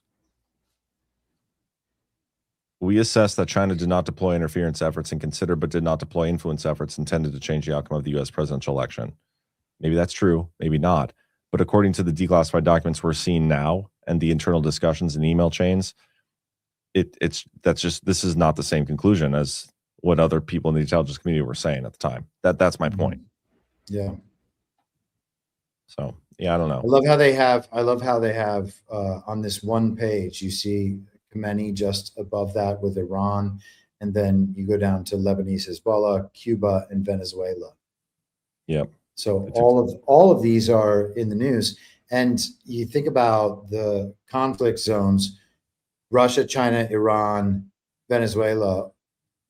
These are all the foreign adversaries that have interfered, we are told. Yeah. I mean, it's all interesting, and that's like I think most of what I found so far. I'm trying to see if let me show you guys one more thing that I found. This is from a Twitter, Trump's Twitter back in. Well, let me just show you the original. Actually, no, never mind. That'll take too long to look up. I'll just show you guys this. An old tweet from Trump, December 19th of 2020, right after the SolarWinds hack. If you go to my part 16, where I go through the timeline of everything and everything that happened in December, which was super notable. You have December 9th, Space Force becomes the 18th member of the intelligence community. December 12th, John Ratcliffe goes to the Army-Navy game with Trump, again, head of the DNI. December 13th, the next day, Trump tweets election under protest while referencing glitches in the machines. Found a massive amount of voter fraud, cannot legally certify the votes. Also, machine glitches, another word for fraud, ballot harvesting, non-resident voters, fake ballots. Therefore, votes cannot be certified. This election is under protest. December 13th was the SolarWinds hack. December 15th, Scavino posted this picture. even though it was from a summer meeting, like before Trump did his Bible walk. And then December 15th, he tweets again about Dominion voting machines and other voting machines. 16th, voting machines again. December 18th is when the report was due from the DNI, didn't come out. This is the same day we get Chris Miller's thanks to VP Pence. And then here, this is the tweet I'm about to show you guys regarding China and related to the news that we just got today, or whatever day that was, Thursday. The cyber hack is far greater in the fake news media than in actuality. I've been fully briefed and everything is well under control. Russia, Russia, Russia is the priority chant when anything happens because lamestream is, for mostly financial reasons, petrified of discussing the possibility that it may have been China. It may. There could also have been a hit on our ridiculous voting machines during the elections, which is now obvious that I won big, making it an even more corrupted embarrassment for the USA. He tags Ratcliffe and Pompeo. But the whole story he's telling in this tweet about the mainstream media being paid to push Russia, Russia, Russia, when in actuality it could have been somebody else. It could have been like China. That's the same story we're getting right now in these declassified documents. And I think that's notable because it's coming from December 19th of 2020. I don't have much to add to that, but that picture caught my eye, the Scavino picture. You said that was right before he did the walk through across, what was it called? Lexington Square, Lexington Square Park. I feel like I'm mixing it up with something in New York. That was with Milley too, by the way. And they made a big deal about how Milley was with Donald Trump and about how he was uniformed. And so thinking about so many of the things that we've seen since then and looking back on that, I wonder what else was going on, what else Donald Trump was doing at that moment that was obscured by all of the hoopla over the BLM stuff. Because that was, if I'm not mistaken, that was June 1st. Yeah, there it is. Which is 6 days after the George Floyd incident. And so the George Floyd thing had sucked up all the oxygen. No one was really talking about anything else until something like this with Trump. And then that was its own controversy, but totally separate from anything else he was actually doing. Yeah. And to me, looking back at this stuff, this is when, who knows, maybe Trump signed the freaking Insurrection Act at this point. Like, we have no idea because didn't he talk to the governors, like you have to take control of your cities. And then this is when they started using spy planes to spy on the protests. Like, I don't know, man. All of that's true. And I don't remember the exact timing on that, but the Tom Cotton editorial in the New York Times about the Insurrection Act was either that day or just a couple days before. And then I think that is what led to Barry Weiss's so-called firing or her split from the New York Times. And, that was in the midst of getting all the stuff about the 1619 project and it wasn't called woke back then. I don't even know if it was called DEI by then. They might have just still been calling it like social justice warriors and stuff like that. But man, gosh. So when I was doing hindsight 2020, looking back on some of these stories was just so interesting because there's still so much from that year that we haven't reviewed with our new eyes. And I think it's probably worth it. Yeah, absolutely. Some of the stuff I didn't even remember. Going through this timeline is fascinating to me. I think you're right. I mean, the hindsight 2020 concept, you could do that every, you could do the same show, going back over the same date with new eyes every single time and find something new every single time. It's fascinating. But yeah, I think that might be all I have on the documents so far. I hope we get more. There's rumors they're going to be declassifying 10,000 documents. That is not how many they've declassified so far. Although I haven't gone through, I've gone through 3 of the 4 folders that they put out. I haven't gone through, what was the last one? I think the non-citizens. No, I did go through all 4 because the non-citizens on state voter rolls is super short. It's only 2 documents. So I've gone through everything so far. Where are you at that one? Because the mainstream media's rebuttal claim is that those are naturalized citizens that aren't recorded as such yet. So they actually are able to be legally and properly registered because they have been naturalized. But at the point where this review was done, they weren't, or something, or that it takes so long for the two separate lists to reconcile that things like this happen often. Yeah, I mean, I have no idea what to make of this because when I see any of these numbers, I'm like, I have no way of verifying any of these. Like they could, they could be totally fabricated numbers on a spreadsheet, and yeah, we'd believe them. Like they could inflate the number of illegals in the country and then inflate the number that they've been deporting, and we just have to trust the government and take their word for it that they're not going to lie to us about that. That I have no idea. But we should. This is a great segue for one, a commercial, but then two, we could talk about the alien terrorists from Mars and how we're going to send them back. But real quick, let's get a quick word before I forget and get too far from Rumble Wallet. I can find the campaign here. There we go. Rumble Wallet, guys. Quick question. How much control do you have over your money right now? Technology has changed everything, and now it's changing how money works. Crypto started as a niche, but now it's going mainstream with faster payments, more control, fewer middlemen.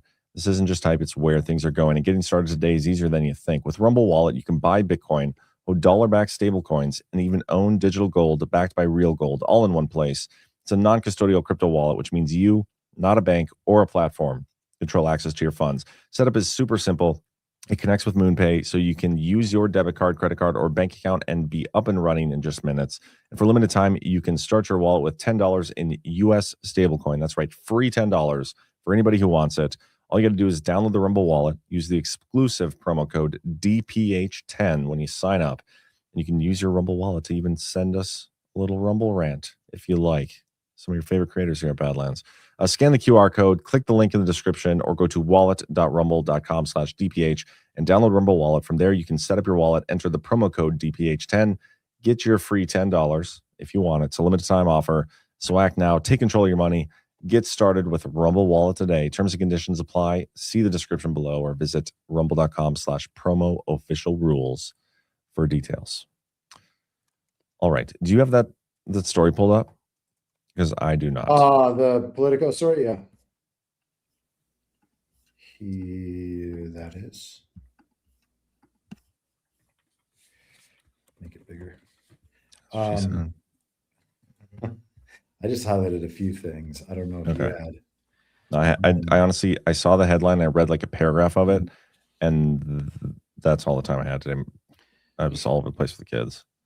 So Trump administration activates never before used alien terrorist deportation court. The Trump administration has activated a secretive and never before used legal process to quickly deport foreign nationals deemed to be quote unquote alien terrorists or their immediate family members. The Justice Department submitted the first ever application to the Alien Terrorist Removal Court, which has lain dormant since it was established by law in 1996 with little notice earlier this week. The details of the July 15th application are sealed, and an accompanying cover sheet indicates that the substance is classified. And we can jump into some of the more interesting details. So I have questions. Just the concept of this. They created a court, but it never got used. Like, why? What was the genesis of this? Like, why did they create it if nobody even used it? Who was the judge on there? And was he just like sitting in his chambers every day for 40 years napping, waiting for a case to be filed? Like, what's going on here? So it's made up of 5 federal district court judges, and I think that John Roberts is in charge of them. This court is very much like the FISA court. Sounds like. Yeah, very much like that. I was looking through, this is one of those things, we were talking about it last week, when I see something like this that I have no context on. I try to figure out, like, how is this thing established? What was the argument? What was the central counter narrative argument? And then what is the thing that the conspiracy theorists were complaining about? Because that's usually the thing, right? you get the two sides that the mainstream media is going to argue about, but the real argument is outside of that and totally ignored while all the drama happens within the controlled opposition. And so then I look for constitutional justification, like how they claimed constitutional authority to be able to set the court up and what the basis for that was. And so I looked at this stuff for, I don't know, half an hour or so, and found some interesting stuff. Let me see if I had anything highlighted. But I basically just end up arguing with the machine about why these things are set up the way they are, because of course it's ultimately the DC court that handles this. There's basically no evidentiary standard. The government makes a claim in this secret court where they say this person's a terrorist and they need to be removed. And so long as one of the judges approves that, then the person can get removed. This was something that they had been trying to institute since 1988, which was, again, George H.W. Bush at that time, or he was coming in at that time. And then by the time they were actually passing the law that would set up this court, and they consider it an Article 3 court, I guess. But by then they were talking about the first World Trade Center, quote unquote, bombing. I mean, it's hard to call any of these things bombings at this point. Yeah, Timothy McVeigh. And the Oklahoma City thing. Yeah. I thought I'm just reading through the actual bill now. It can just be the same judges on the FISA court. Like he can designate them both for the same thing, which is interesting. But what were the conspiracy theorists saying? Did you find anything? I didn't really find much on that. They were worried about government overreach and the lack of accountability or transparency from the court. I didn't press too hard into that because I started getting interested in other aspects of it, like mainly the stuff that deals with the DC District Court. I just think that the idea of this kind of the federal city has always bothered me. This is just where the deep state lives. They have their own like Ollie oxen free zone. And that's very strange to me. This is ridiculous. So the attorney general just has to file with the court the identity of who the attorney is, certification, the identity of the alien for whom authorization of the removal is for. They have to show the statement of facts and circumstances that the alien is an alien terrorist, the alien is physically present in the United States, and that removal under Title II would pose a risk to the national security of the United States. Like, if you have an alien terrorist, why don't you just arrest the person? Yeah, I mean, this is like kind of a pre-crime. Yeah, so it feels that way. And they claim that this is a civil issue because deportation is just a civil issue. It's not a punishment. And it's funny because I was getting into some of the constitutional history, and James Madison was like specifically and explicitly against that sort of thing. The idea that someone in our country could just be removed because we don't want them there.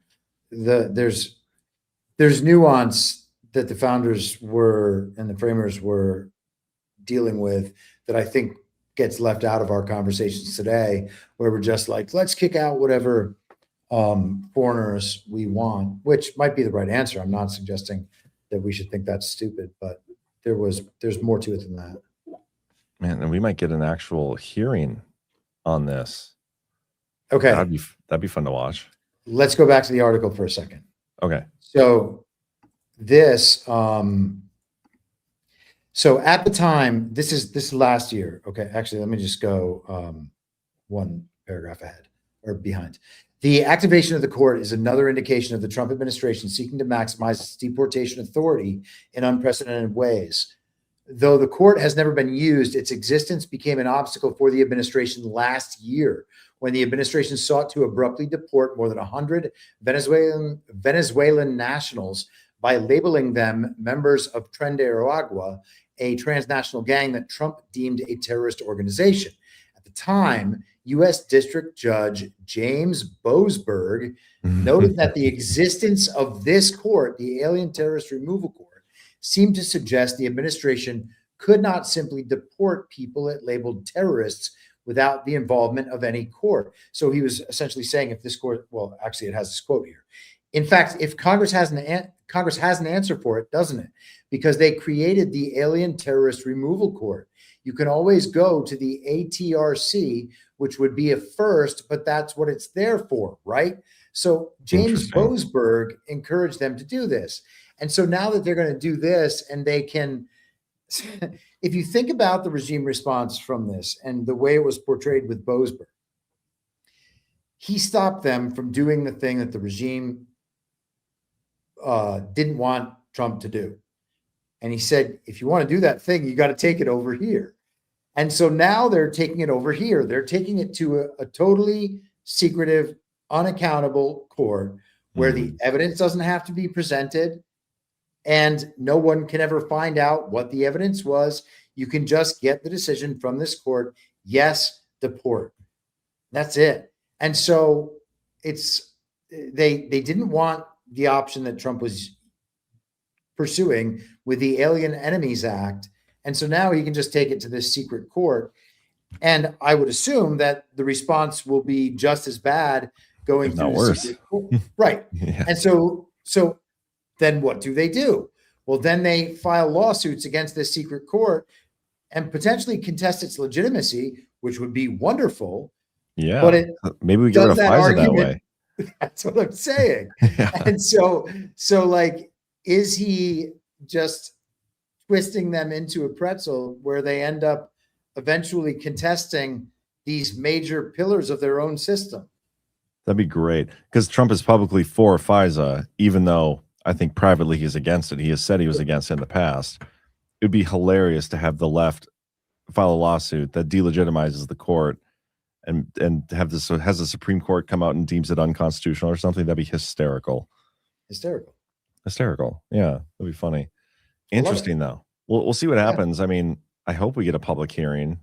It talks about it in this, but I'd be surprised. But you never know. I think I saw somewhere in here 15 days. Does it say anything in the article?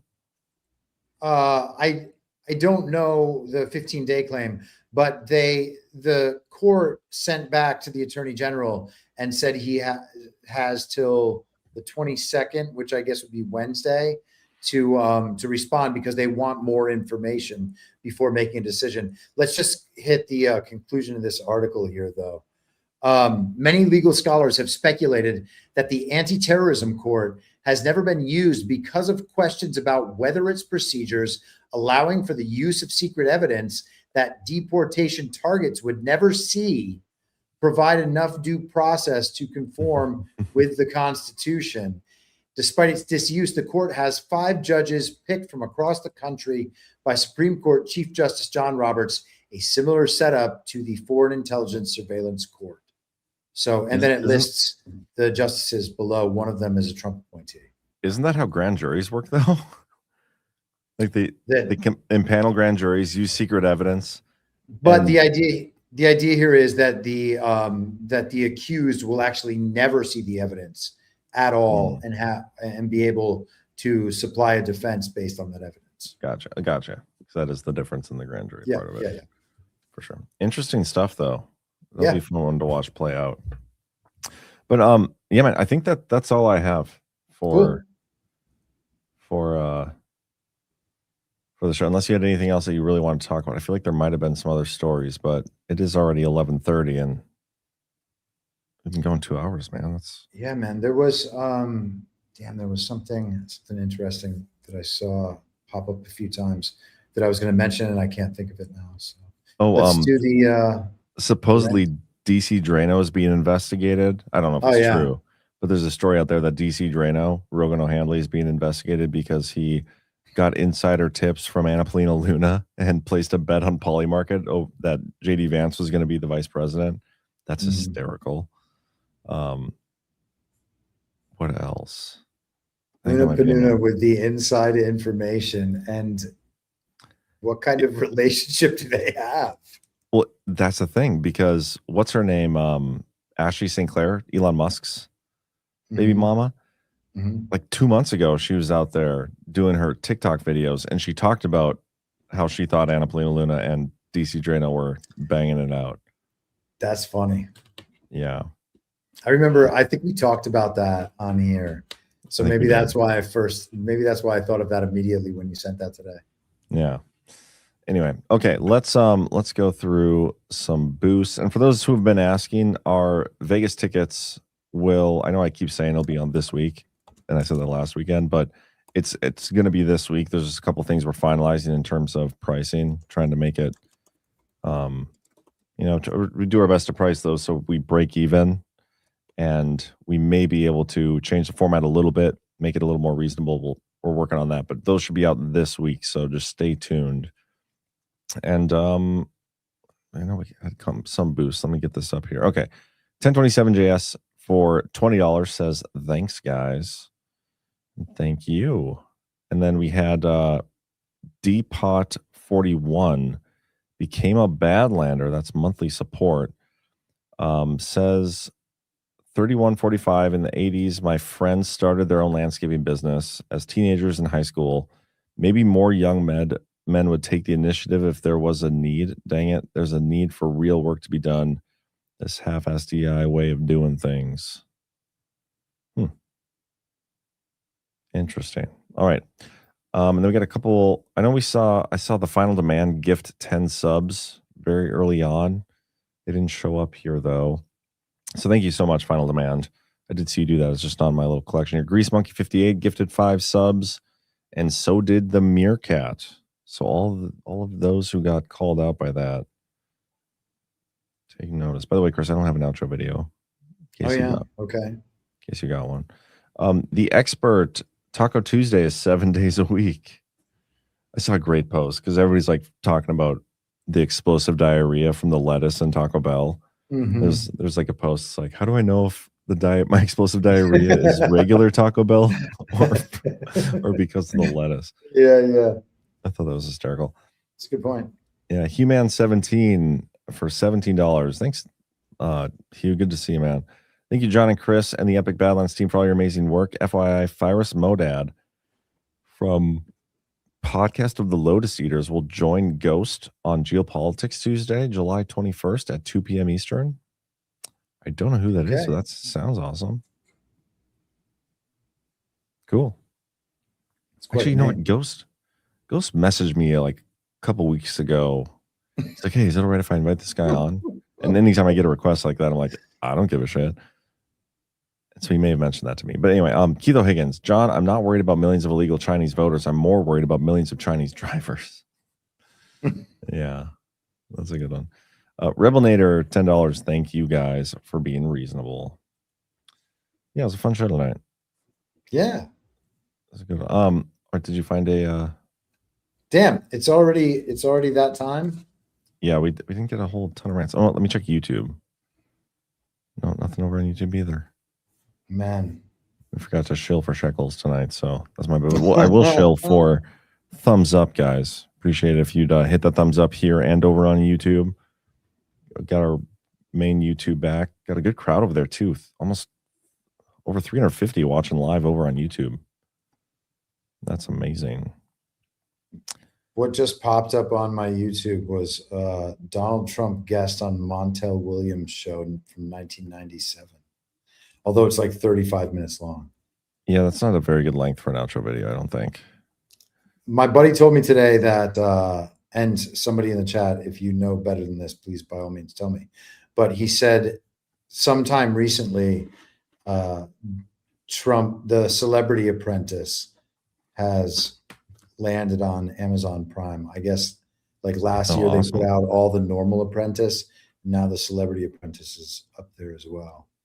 He said it was actually really interesting in light of all the things we know now. Yeah. You know, we could just play my typical the pin video on my Twitter, the election compilation that I have. We just go with that. Cool. So, all right, everybody, hit the thumbs up. Appreciate you guys. And I'll be back on Monday with the Daily Herald. Chris, when are you back on? Thursday with Burning Bright. We are doing. I just looked at this earlier. We're doing Quentin Tarantino's Reservoir Dogs. Oh, nice. Yeah, we had a great discussion the other night about the movie The Game. Have you ever I seen love that movie. Oh yeah. Okay, cool. Great movie. Man, it's wild just thinking about the orchestration on so many different levels that would be required for that and how much that applies to what we deal with. Yeah, so true. So true. Great movie though. I haven't tuned into that show yet, but that's one I do want to watch because I did love that movie. It was fun. But all right. Thanks everybody. Hit the thumbs up and we'll see you next time. Thanks, Chris. It was a pleasure as always. Good times.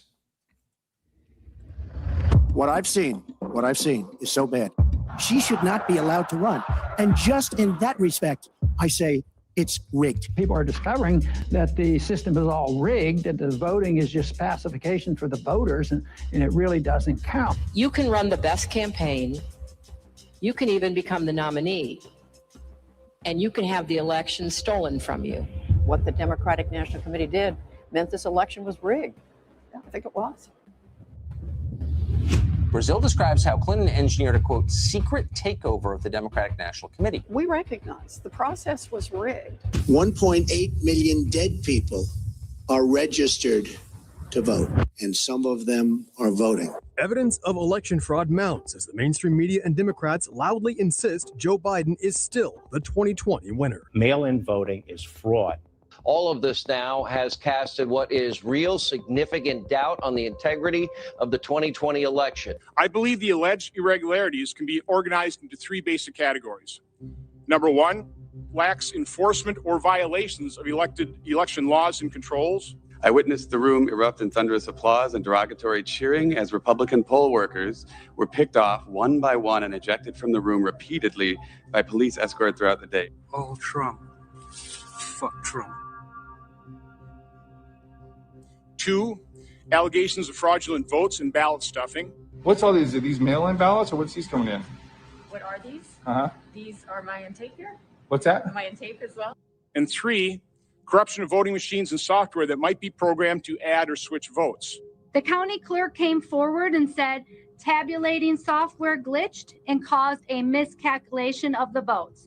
Public has only a small idea of the kind of evidence that we had. This allowed fraud and abuse to occur on a scale never seen before, using the pandemic as a pretext. The Department of Homeland Security says the 2020 election was the most secure in American history. The most secure in American history. The most secure in American history. The most secure election. It was the most secure election in American history. If we are right about the fraud, Joe Biden can't be president.